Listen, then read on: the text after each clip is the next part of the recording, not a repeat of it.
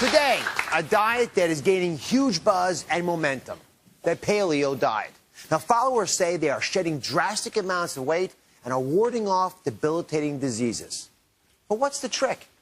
You have to eat like our Stone Age ancestors. If you think that means eating hunks of meat off the bone, or if this sounds like man food, well, think again. Even I was surprised to learn what it means to eat paleo. It spawned dozens of books, nearly all bestsellers, and hundreds of blogs, message boards, and magazine articles. So what has everyone so excited about a diet based on cavemen and Stone Age times? The Paleo Diet promises you'll easily lose your unwanted pounds, and it could ward off debilitating diseases like diabetes, heart disease, and even some cancers. Dr. Loren Cordain, a researcher of evolutionary medicine, has spent his career studying the diet of our ancestors and spun the phenomenon into motion. He focused on the connection between living off the land and longevity. Dr. Cordain believes eating wild plants and animals is your prescription for optimum health. But if you're worried about eating hunks of meat and think this is not for you, that's where Paleoista Nell Stevenson comes in. She's adapted the Paleo Diet for every modern woman and says she can help you get the weight off. No hunting gear required.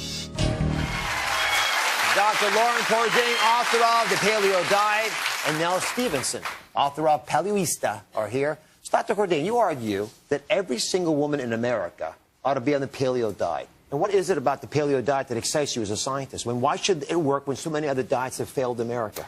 It's got many characteristics that combine all of the best ideas we've ever had about nutrition. So, for one, it's a high-protein diet, a low glycemic load diet, and we know that those characteristics of diet are perhaps the best way to get weight off and to keep it off. Secondly, it's very high in fruits and vegetables that contain healthy phytochemicals, vitamins, and minerals, which tend to promote immune function and make us a lot healthier.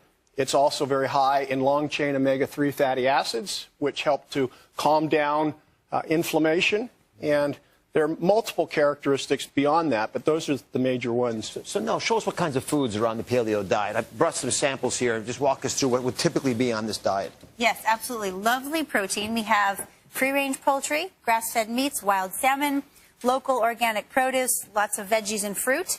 And then healthy fats from coconut oil, olive oil, and avocado, and also some raw nuts in moderation.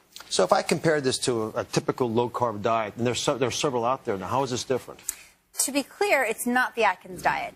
You're not walking around all day eating hunks of bacon and pieces of cheese. It's actually really balanced, and you're getting a nice amount of local produce in every meal.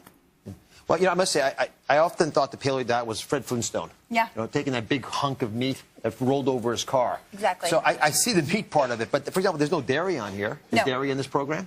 No, there are no inflammatory foods. So there's no dairy, no grains, no legumes, no refined sugars. Basically, everything you're eating should be whole, fresh food, nothing in a package or a wrapper. And the reason I say that is because most of the things you're going to find in a wrapper are highly processed. Well, let me ask Dr. Cordain a question. We'll have a seat here. When I come back to this idea of the Paleo Diet, and I've been asked about it so much recently, I'm generally surrounded, even in my own case, by misconceptions. People trying to explain it to me, but not quite getting it right. So what's, in your opinion, because you're probably the world expert in this diet, what is the biggest misconception about the Paleo Diet? Well, thank you for the nice compliment. But I think probably the biggest thing that people think is that it's a fad diet. And if it is a fad diet, it's the longest living fad we've ever had. It goes for 2.5 million years up until about 10,000 years ago. You argue actually that it helps reduce heart disease, helps reduce diabetes, high blood pressure. These are big claims. Is there really enough data to back that up? You even challenge the concept that the Mediterranean diet may not be as healthy as this. That's absolutely right. If we look at the endpoints for cardiovascular disease, we can look at blood pressure, we can look at blood cholesterol.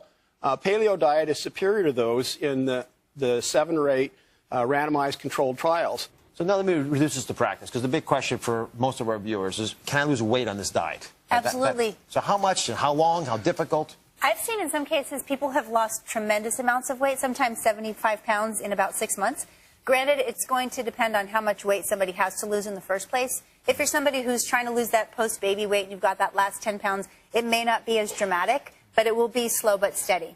And so Nell practices paleo with her clients, and I'd like you, if you can, walk us through the 5 rules you argue we have to appreciate in order to truly practice the paleo diet. Sure. So rule number 1, and we're going to build a plate for everybody, is to understand what foods are in this and how much of these foods. So build me a paleo plate if you don't mind. Absolutely, and it's really simple.